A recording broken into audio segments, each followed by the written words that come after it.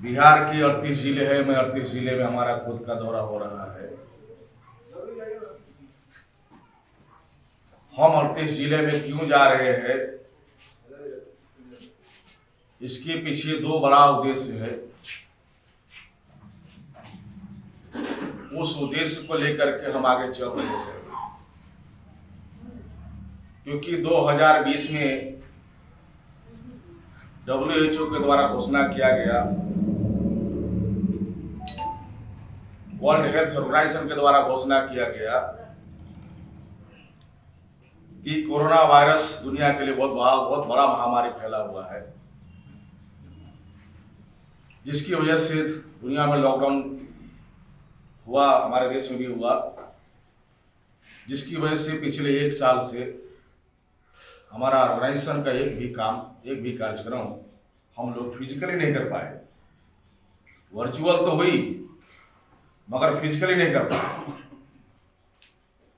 बामसेफ के इतिहास में पहली बार 37वां राष्ट्रीय अधिवेशन हम लोग वर्चुअल किए, यानी मोबाइल के द्वारा, एंड्रॉइड मोबाइल के द्वारा ऑनलाइन ये अधिवेशन हुआ। और राज्य अधिवेशन भी हुई हर राज्यों का। मगर एक बात शायद आप लोगों को जानकारी हो या नहीं हो, जब कोरोना महामारी का प्रकोप जब पूरे भारत में फैला तो केंद्र सरकार ने निर्णय लिया कि भारत में लॉकडाउन लगाना होगा, देश को लॉक करना होगा, देश को बंद करना होगा। तो शायद आप लोगों को जानकारी हो या नहीं हो, RSS का जो प्रमुख है मोहन भागवत, उसने एक बयान दिया था। वो बयान क्या था, अखबार में आ चुकी है। वो बयान था कि कोरोना हमारे लिए अवसर है। ये RSS का जो प्रमुख है मोहन भागवत, उसका बयान था कि कोरोना हमारे लिए अवसर है। क्यों अवसर है? क्योंकि सरकार हमारी है और हमने लोगों को कोरोना को आधार बनाकर लोगों को मैंने घर में बंद कर दिया। तो जो लोग डेली हमारे विरोध में बोलते थे, मैंने उसको बंद कर दिया बोलना।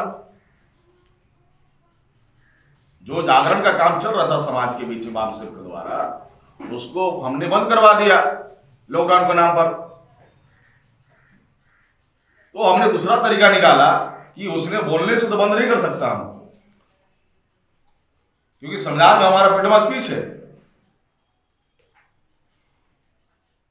और लोकतंत्र का सबसे बड़ा अधिकार होता है बोलने का अधिकार, अपनी विचार को रखने का, अभिव्यक्त करने का अधिकार होता है। प्रत्येक सिटीजन को, प्रत्येक नागरिक को अपने विचार को रखने का उसका मौलिक अधिकार है लोकतंत्र में। तो हमने दूसरा तरीका निकाला कि अगर ये लॉकडाउन के आधार बना करके अगर हमको रोकने का प्रयास कर रहा है बोलने से, तो दूसरा तरीका निकाला, हमने उसका विकल्प खड़ा किया, अल्टरनेटिव खड़ा किया कि हम लोग सोशल मीडिया का उपयोग करेंगे। और जो सोशल मीडिया का हमने एक्सपर्ट लोगों से बात, हमारी टीम, हमारी बामसेफ का टीम है राष्ट्रीय लेवल पर सोशल मीडिया का, ये हमारा MNTV चैनल का हमारा स्टेट का प्रभारी है।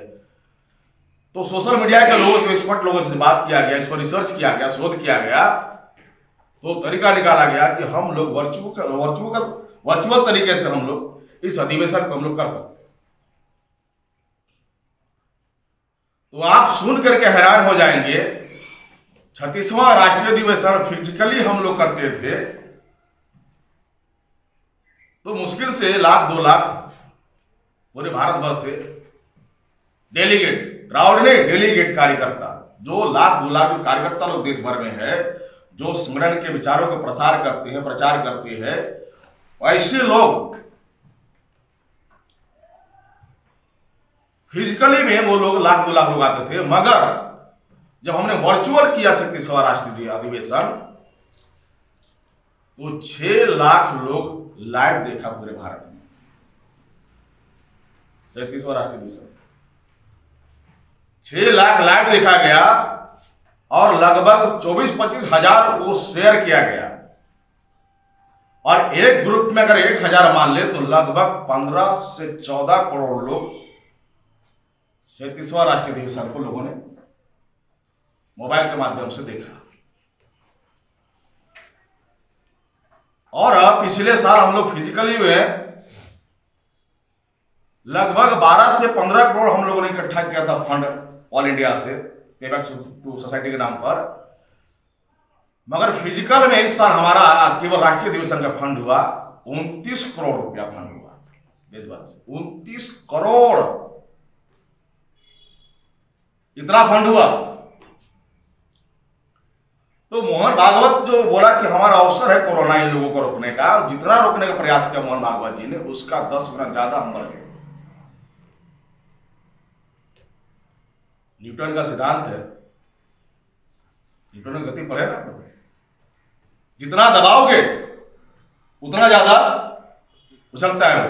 मैं तो खुद फुटबॉलर हूं, मुझे मालूम है फुटबॉल को जितना दबाओगे नीचे उतना ही ऊपर हो जाता है।